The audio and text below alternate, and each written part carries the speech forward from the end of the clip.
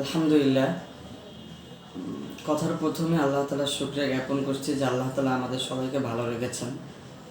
তো আজকে কোনো ধরনের ভূমিকা ছাড়াই আমি একটা কথা বলতে চাচ্ছি যে আমাদের মাঝে সংবাদ প্রচার মাধ্যমে আমরা আসলে যে জিনিসটা পেয়েছি যে পাকিস্তান ধর্ষণ করেছে। আচ্ছা, এই ধর্ষণ যে এই জিনিসটা কোন দেশে নাই বলেন?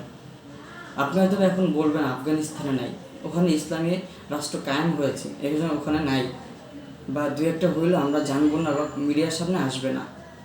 কিন্তু ধর্ষণ এই জিনিসটা কোন দেশে হয় না? তাই বলে আপনি একটা দেশের পতাকাকে মানে মাটির নিচে দিয়ে পাড়া দিবেন?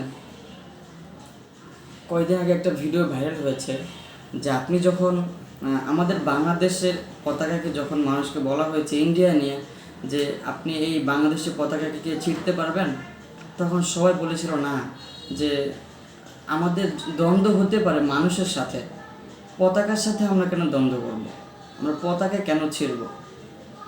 তো এই জন্য ভাই, প্রত্যেকটা দেশের পতাকায়, যেমন পাকিস্তান এটা একটা মুসলিম রাষ্ট্র, ওখানে মুসলমানের সংখ্যা বেশি। আমাদের বাংলাদেশ, এখানেও মুসলমানের সংখ্যা বেশি, কিন্তু আপনি যদি জরিপ করে দেখেন আমাদের বাংলাদেশে অহরহ ধর্ষণ হচ্ছে, সবগুলো মিডিয়ার সামনে আসছে না।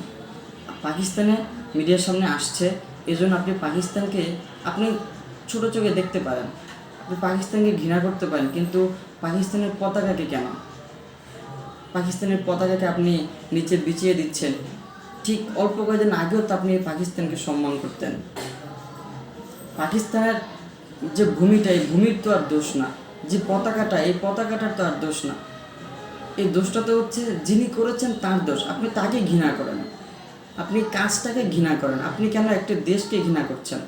আপনি কেন একটা পতাকাকে ঘৃণা করছেন? আপনি জরিপ করে দেখেন আমাদের বাংলাদেশে যেমন ধর্ষণ হচ্ছে, তেমন জেনা বিচার সবচেয়ে বেশি হচ্ছে। তো আপনি আপনার জায়গা থেকে, বাংলাদেশ থেকে আজকে প্রতিবাদ জানাচ্ছেন যে আপনি পাকিস্তানকে দেখতে পারেন না, পাকিস্তানের পতাকার নিচে মাটির নিচে বিছিয়ে আপনি পাকিস্তানের পতাকার উপর পা রাখছেন। ঠিক আছে, তো আপনার সামনে যে বাংলাদেশের পতাকাকে পাড়ানো হয়, এই কারণে যে বাংলাদেশে ধর্ষণ হয়, আপনার কাছে কেমন লাগবে? ধর্ষণ তো প্রত্যেকটা দেশেই হয়, কোনোটা মিডিয়ার সামনে আসে, কোনোটা মিডিয়ার সামনে আসে না। বরঞ্চ বর্তমানে এমন হয়ে গেছে যে ছেলে মেয়ে উভয়ে রাজি খুশি থাকার কারণে কি করে, প্রতিদিন এরা জেনে বিবেচনা করে। তো ওইগুলো আমাদের সামনে নেই, ওগুলো কোনো দোষ না, ওগুলো আমাদের দেশে বেশি হচ্ছে। বাইরের রাষ্ট্র তো হচ্ছেই, আমরা মুসলিম রাষ্ট্র থেকেও আমরা এগুলো বেশি করছি। তো সেইখান থেকে আপনি কাকে কত নম্বরে রাখবেন? পাকিস্তানকে কত নম্বরে রাখবেন আর বাংলাদেশকে কত নম্বরে রাখবেন? পাকিস্তানে কতটা পতিতালয় আছে আর বাংলাদেশে কতটা পতিতালয় আছে? আপনি জরিপ করেন, অনেক ধর্ষণ হয়।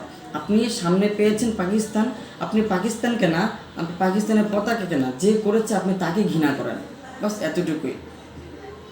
ঠিক আছে, পাকিস্তানকে আমরাও সম্মান করি, পাকিস্তানও আমাদেরকে সম্মান করে। আমরা পুরো পৃথিবীকে, প্রত্যেকটা দেশকে সম্মান করি, কারণ এটা পুরো পৃথিবী আল্লাহ তাআলার একটা সৃষ্টি।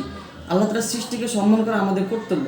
কিন্তু আল্লাহ তাআলার সৃষ্টির মধ্যে যে নগণ্য, যে ব্যক্তি গর্হিত কাজ করে, আমরা তাকে ঘৃণা করব। তার জন্য পুরো দেশ কেনা, তার জন্য একটা দেশের পতাকা কেনা। আপনি চিন্তা করে দেখেন, পাকিস্তানের মতো একটা দেশের মধ্যে করাচি যে মাদ্রাসাটা রয়েছে, আপনি কি মাদ্রাসার ছাত্রকে এখানে দোষী করবেন? পুরো পাকিস্তানকে আপনি যে গালি দিচ্ছেন। তো সব কিছু কথা বলার এবং কথা বলার, ভাবার, চিন্তা করার একটা বিষয় আছে। মনে চাইলে একটা কিছু করে বসবেন না। আমি ওই লোকটাকে ঘৃণা করি যে ধর্ষণ করেছে, কিন্তু ওই লোকটা যে দেশে বাস করছে, এই দেশকে ঘৃণা করার অধিকার তো আমার নাই।